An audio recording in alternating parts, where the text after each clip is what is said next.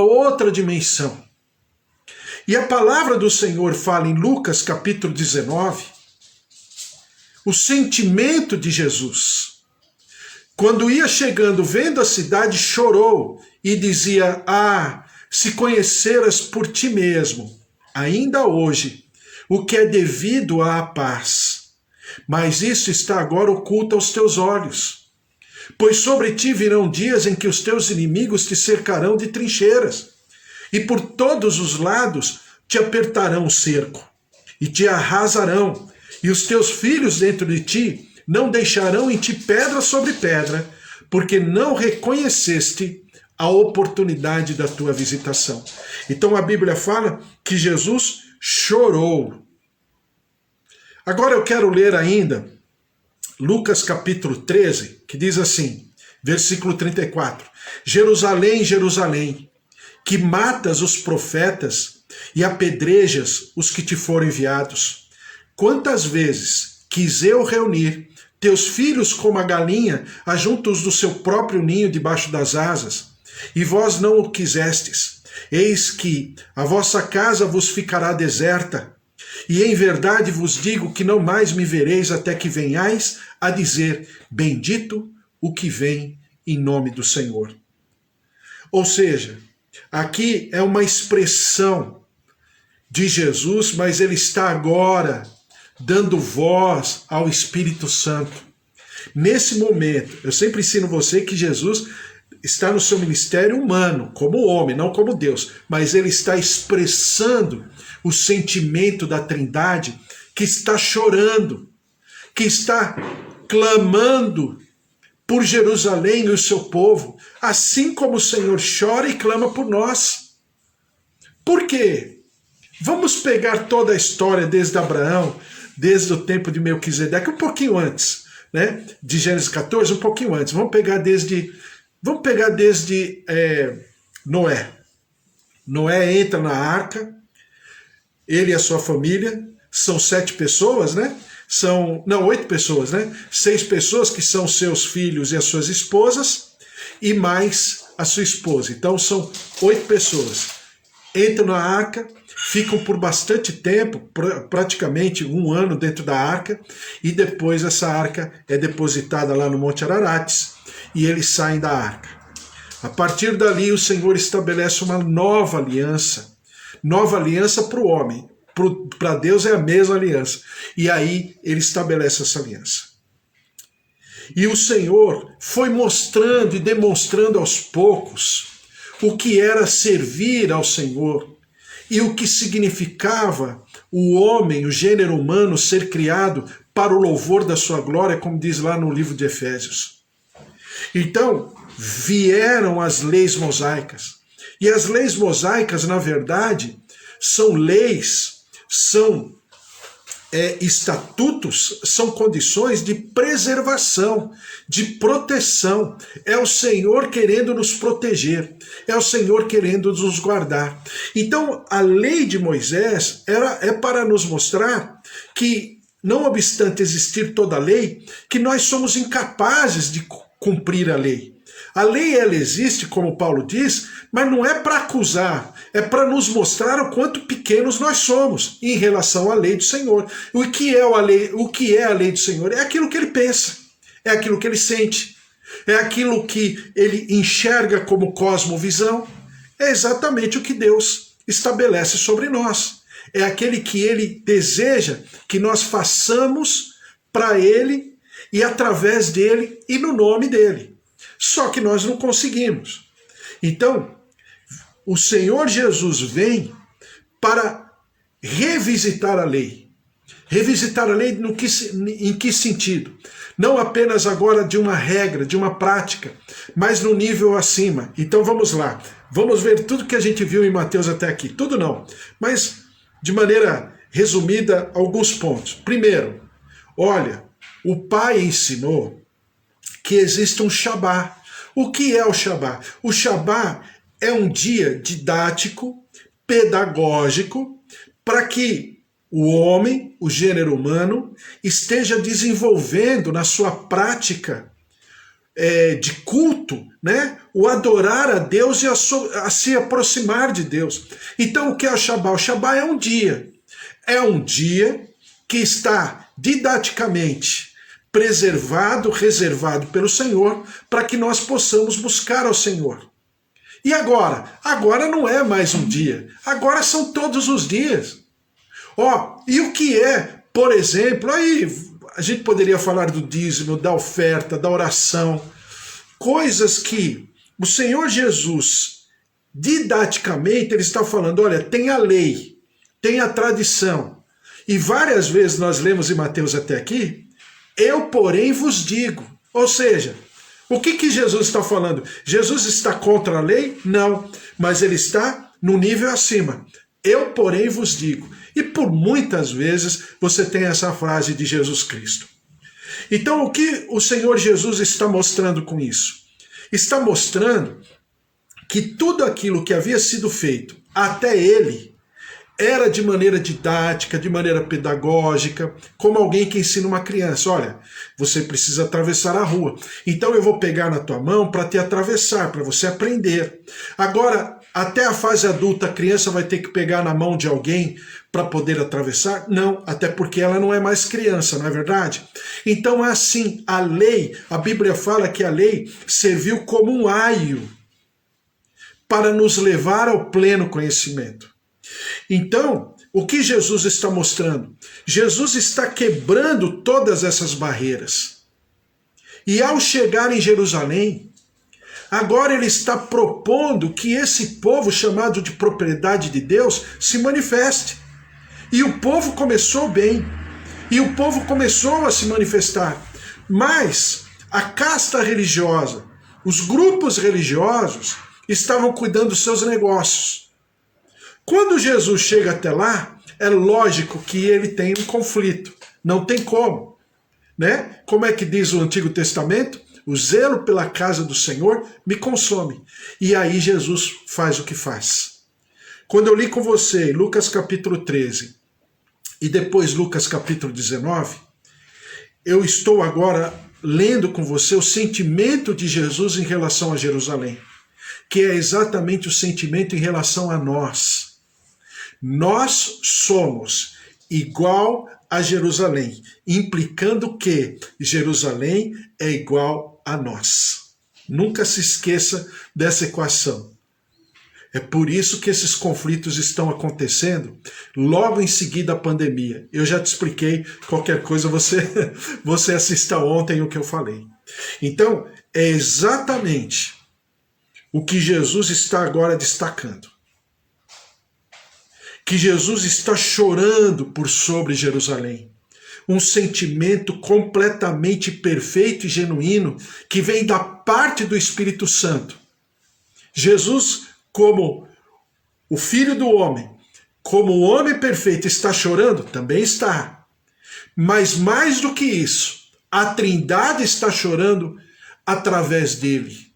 Que choro é esse? É um choro de angústia. É um choro de plena tristeza. Por quê? Porque é o choro de quem ama. E você, né, que tem a sua família, você que é pai, você que é mãe, né, ou então a Júlia, que tem os seus sobrinhos, a Roseli, que tem os seus sobrinhos também, a Ângela e tantos outros, sabem o que é esse sentimento.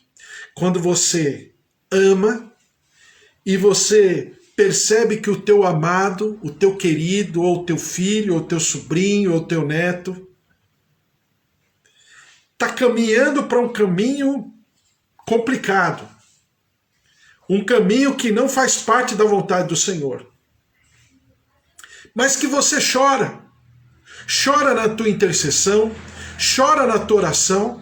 Por quê? Porque nós não somos constituídos de onipotência. E nós não podemos fazer nada a não ser chorar. Chorar porque nós estamos percebendo que aquela atitude, aquele caminho, aquela trajetória não vai acabar bem.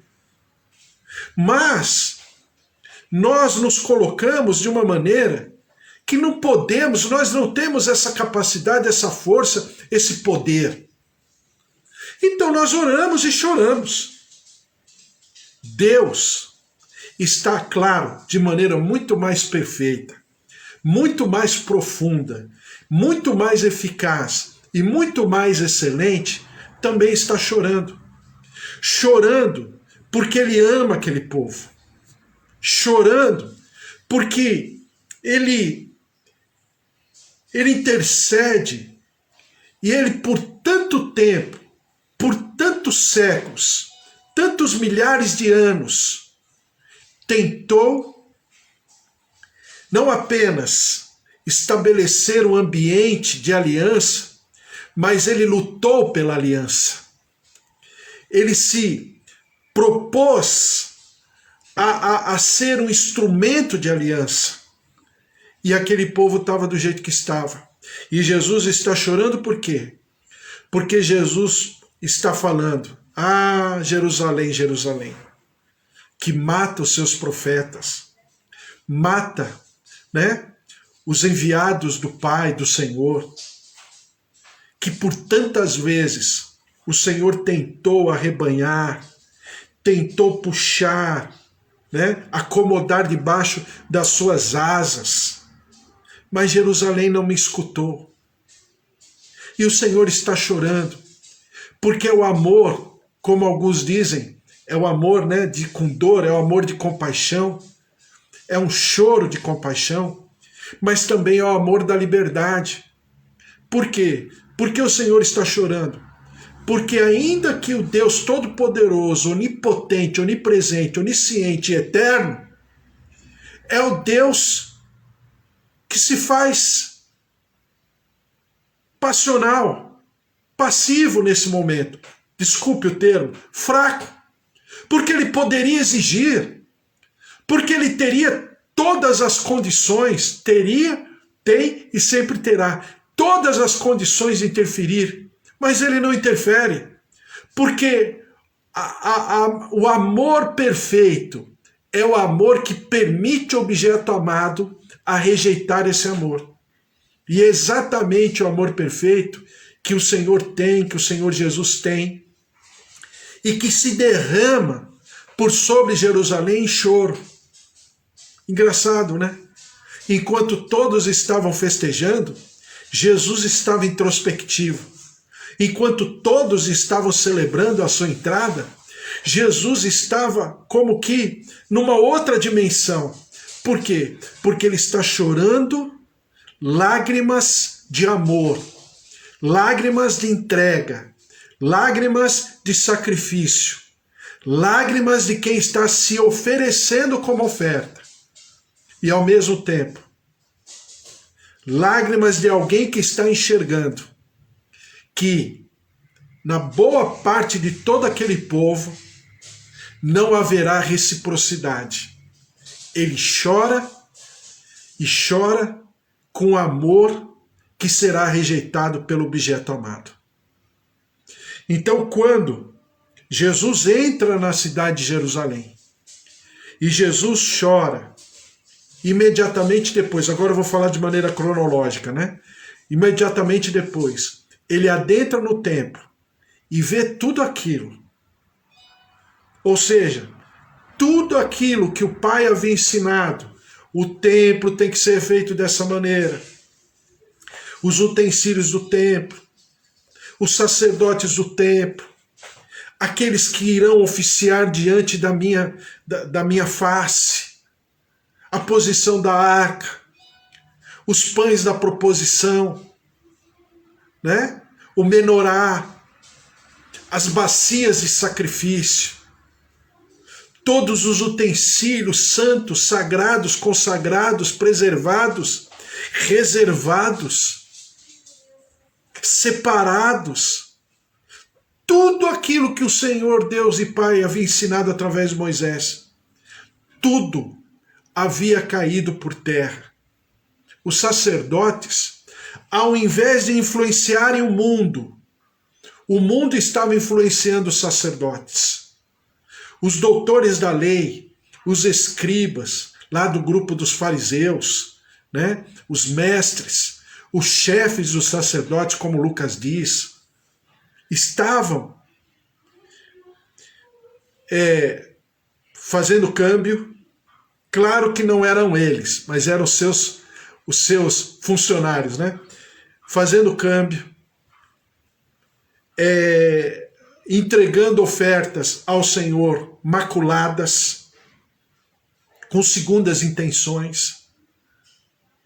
Então, todo aquele ambiente que o Pai havia, de maneira pedagógica, ensinado, para que Jesus pudesse vir numa outra condição, numa outra dimensão, e mostrar-lhes de uma revisitação da palavra de Moisés, da lei de Moisés, numa nova etapa, não deu, porque aqueles que estavam ali não estavam entendendo. Então, tudo aquilo que o Senhor havia de falar e fazer, ele precisou falar para quem? Ele precisou falar para prostituta, que já não era mais prostituta, para a mulher samaritana, que já não era mais tão somente a mulher samaritana que estava no seu, sei lá, quantos casamentos. Ele teve que falar para Zaqueu, um publicano que havia roubado os tufos, mas agora estava completamente convertido, e principalmente o seu bolso estava convertido.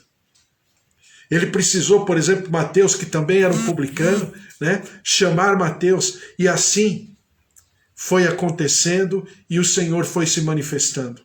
Porque aqueles que deveriam expressar, aqueles que deveriam, né, interiorizar as verdades espirituais que Jesus tinha para derramar e para ensinar, não estavam afim. Tinham muito para fazer. Tinham muito para vamos dizer, para muitas tarefas, muito trabalho para cuidarem de si. Ao invés de cuidarem da criação, ao invés de cuidarem do povo, ao invés de fazer aquilo para o qual um dia eles haviam sido levantados pelo Pai, lá no tempo de Arão, lá no tempo da tribo de Levi, que eles deveriam estar ali como instrumentos para oficiarem ao Senhor, mas também para oficiarem ao povo. Então, quando a gente lê uma passagem como essa, não tem como nós não pensarmos do que significa a igreja hoje. E a igreja hoje nada mais tem sido do que exatamente a mesma coisa. Então, por que eu estou falando isso? Porque eu estou depreciando ou estou desvalorizando a igreja? Não, porque na origem não era assim. Assim como o Senhor Jesus já ensinou que o casamento na origem não era assim, que o homem na origem não era assim, que a criação na origem não era assim, tudo na origem não era como está sendo. Então eu devo agora, porque está dessa maneira, me colocar contrário? Não.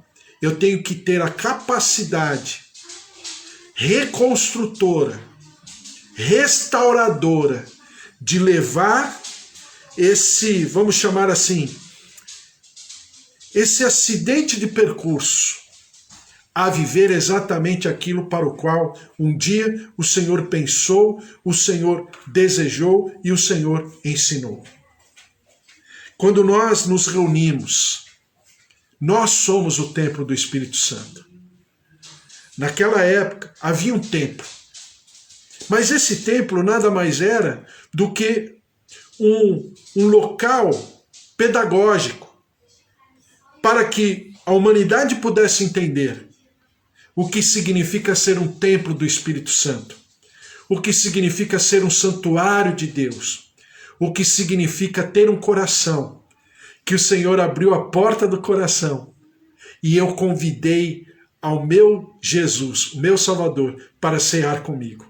O que significa eu ser templo do Espírito Santo.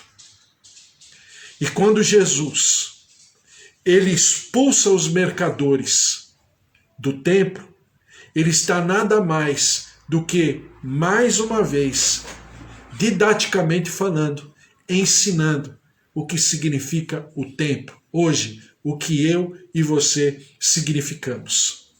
Até porque ele mesmo fala, né? Olha, este santuário será destruído, mas em 3 dias ele será reconstruído. Ele está falando dele. Hoje, nós estamos falando de nós.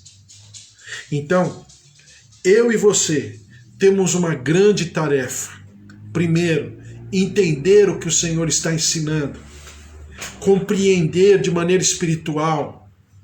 Shabá, né? Templo, ofertas, sacrifícios, tudo aquilo que a gente tem visto e verá cada dia mais. Mas saber que nada mais são sombras daquilo que nós devemos ser de fato. Sermos exatamente os representantes celestiais aqui na terra do reino eterno que o Senhor tem proposto e que o Senhor estará instaurando um dia por sobre toda a criação, esse reino que nós já somos participantes, já fazemos parte como cidadãos celestiais. É um momento maravilhoso, a gente vai ver